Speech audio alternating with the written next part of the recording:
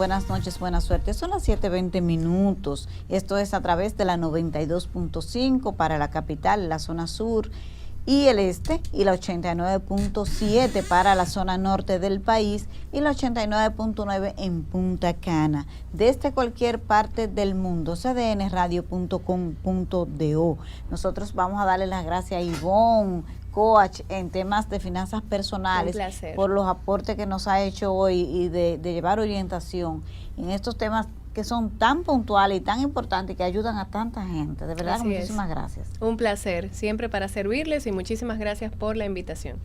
Nosotros ahora vamos a conversar con nuestro segundo invitado del día, que es el senador José del Castillo de Barahona por el Partido de la Liberación Dominicana. Como esto es en vivo y ustedes son bien comprensivos con nosotros, vamos a pedir al senador que se mueva de asiento y se coloque aquí para que su cámara le quede un poquito más al frente, porque ustedes saben que hemos avanzado tanto que ahora la radio también es televisión. Senador. Sí, así es. Todo un reto.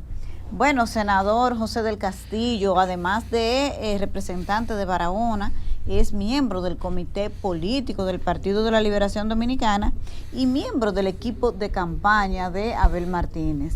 ¿Usted coordina cuál provincia, senador? No, tú sabes que en el caso nuestro, históricamente hemos trabajado en la región suroeste, pero en mi condición de senador de la provincia de Barahona, pues no tengo una responsabilidad propia de la campaña, sino que estoy dando apoyo en toda la región Enriquillo y evidentemente en cualquier otra tarea que la candidatura del compañero Abel Martínez pues requiera, pero sobre todo en una labor que yo creo que ya de tradición, en el caso nuestro, de supervisar las provincias de Bauruco e Independencia. Todos los miembros del comité político nos dieron una asignación de supervisión en las provincias, en los territorios. ¿De la campaña o del proceso de inscripción? De la campaña. Ya estamos en una etapa, aunque la plataforma está abierta para inscripciones, ya estamos en una etapa más de campaña electoral, de conformación de los comités de campaña en todas las provincias y distritos municipales y de la acción propia de la candidatura. De hecho, hay varios frentes. El pasado domingo estuvo en Barahona el coordinador nacional de campaña, el compañero miembro del comité político Francisco Javier García, que ha estado visitando todo el país, y el candidato estará próximamente también visitando no solo la provincia de Barahona, sino la región. Ustedes son de los que pasaron con buena nota en la pasada elección porque ganaron gran parte de la región. Claro que sí, y según tengo entendido, en las encuestas que se están realizando, que se han continuado realizando después del proceso electoral del año 2020, Barahona y la región de Enriquillo es uno de los lugares donde el Partido de la Liberación Dominicana mantiene una fortaleza que, digamos, se distingue con relación a otras provincias del país. Yo decía en la asamblea del domingo, y no lo decía en una actitud populista, sino porque es así, que esa región se ha convertido en lo que Peña Gómez planteaba antes para las provincias de Azua y del sur, en la Guardia Imperial del Sur, pero en este caso el Partido de la Liberación Dominicana. ¿Usted va en la boleta de nuevo como senador? Bueno, eso es una pregunta que me hacen últimamente muy recurrentemente. La realidad es que evidentemente yo lo he pensado, estoy en un proceso todavía de reflexión con relación a esa posibilidad, y en su momento estaré tomando la decisión de aspirar o no de nuevo a la senaduría por la provincia de Barahona. Entre tanto, yo estoy concentrado en mi labor como senador, tomando en consideración que culmino este periodo el 16 de agosto del año 2024 y que quisiera por lo menos dejar algunos elementos que permitieran tener una carta de presentación con relación a lo que he hecho por Barahona y el compromiso que asumí el día el 16 de agosto del año 2020 cuando asumí la curul. Sobre todo yo he enfatizado mucho mi rol de senador en el de representación de los temas de mi provincia y específicamente el tema del agua, que es un tema que para nosotros es muy importante y que va vinculado a la protección del medio ambiente. Como tú sabes, la provincia de Barahona y la región de Enriquillo es una de las más ricas en términos de reserva de biosfera, y tenemos al mismo tiempo un déficit significativo de acceso al agua para producción agrícola, para consumo humano y para los otros usos. De hecho, tenemos este proyecto fundamental que es la presa de Monte Grande, que también tiene un uso, en su uso múltiple, tiene el uso de generación hidroeléctrica. Quería preguntarle precisamente de eso. El gobierno dice que ha avanzado un 92%, la terminación de la presa que inició en el gobierno de Leonel Fernández, en el gobierno de Danilo Medina se avanzó un poquitico, dicen ellos, pero que ahora en poco tiempo ya casi está lista. Mira, lo primero que debo reconocerle al presidente es su, digamos, el hecho de que le ha dado continuidad de Estado a ciertos temas, entre ellos el caso de la presa de Monte Grande, y no faltaba más. Es una obra que inició un presupuesto de 354 millones de dólares y ya tiene aprobado casi 600 millones de dólares y ejecutado más de 400, casi 500 millones de dólares. Es decir, sería un crimen de lesa patria, pues no darle continuidad a esta obra.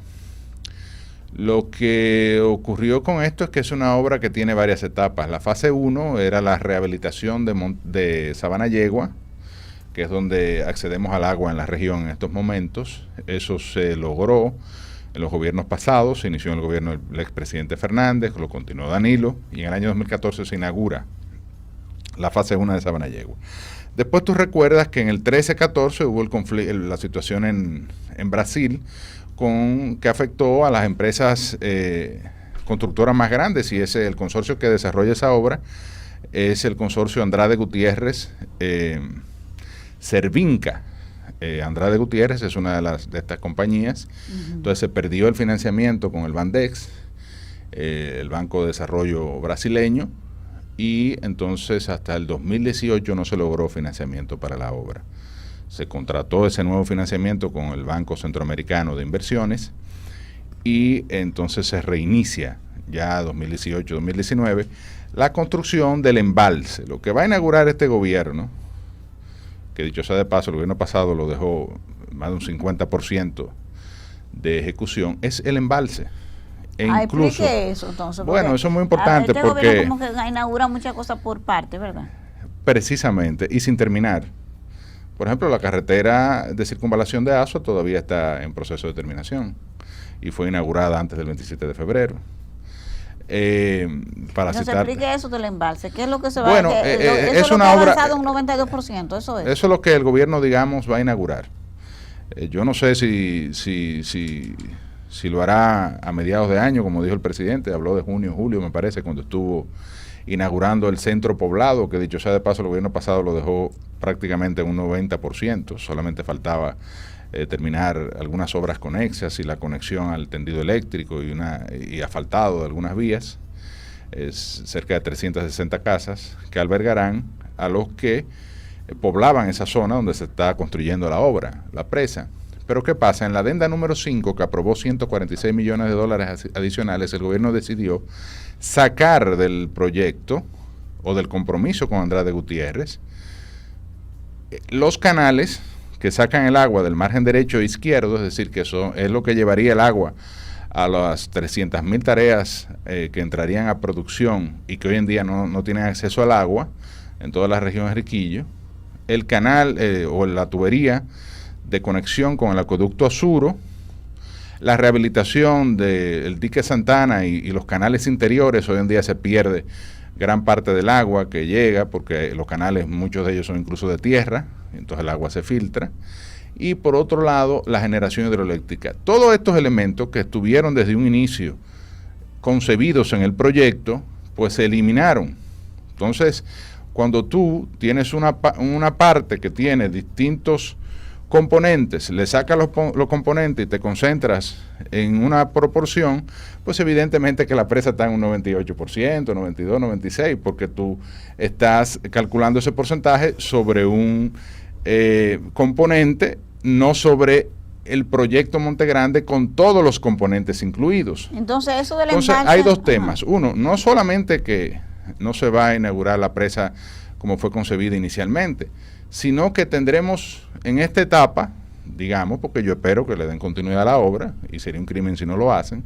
En esta etapa tendríamos inaugurado solamente el embalse, que lo único que permitiría es el control de las inundaciones. Entonces, no estaríamos impactando a la producción no se agrícola. ¿Va a poder usar para el riego?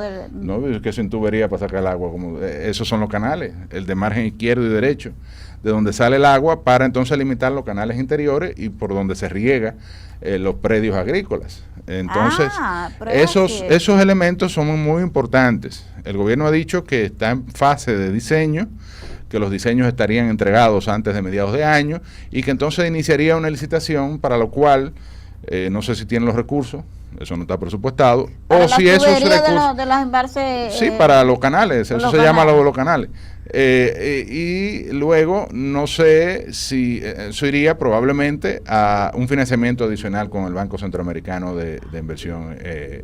Porque se me ha sorprendido, senador, con esa revelación. Pues yo lo digo mucho, lo que pasa es que como aquí como que la gente de la prensa a veces como que no se da cuenta de lo que uno está diciendo. Pero, o sea, lo de la presa de Monte Grande, es que yo me estoy sorprendida, que el presidente dice que está avanzada ya la construcción en un 92%. El embalse, por eso que yo te digo que se maneja la comunicación, es lo mismo que sucedió en el discurso, o sea, muchísimos planteamientos, medias verdades, algunos sofismas, algunas falacias, lo decía el expresidente Fernández en su discurso, creo que fue ayer, ¿verdad? Y en el caso de decir que la presa está en un 90, no es verdad, está el embalse, que es uno de los componentes.